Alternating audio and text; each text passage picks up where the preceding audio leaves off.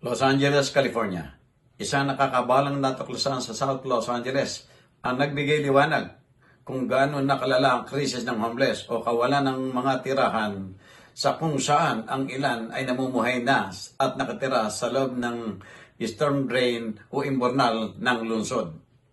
Ang mga kondisyon ay sobrang delikado, kaya't ang Fox 11 crew ay kinakailangan lumipat pa ng ilang bloke palayo bago mag-live.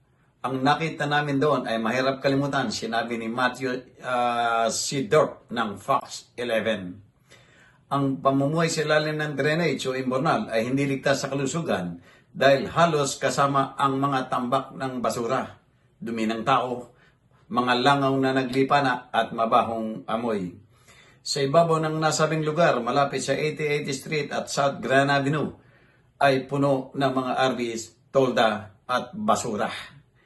Si Juan Naula mula sa non-profit na organisasyon na Clean LA With Me ay nagsabi na nakita niya ang 2 tao na lumabas mula sa storm drain habang nililinis ang kalye noong Lunes.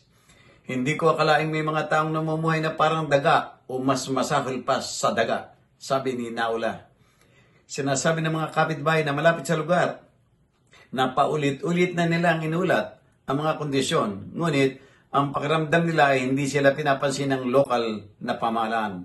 Sa isang pahayag, tinawag ng tagapagsalita ng alkalde ng Los Angeles na si Karen Bass ang sitwasyon na trahedya at hindi katanggap na idinagdag na ito ay sumasalamin sa mga taon ng sistematikong pagkukulang o systemic failures. Binanggit sa pahayag na ang kawalan ng tira sa kalye sa Los Angeles ay bumaba pa ng 17% sa ilalim ng administrasyon ni Bass, ngunit inamin na kailangan pa na mas maraming gawain.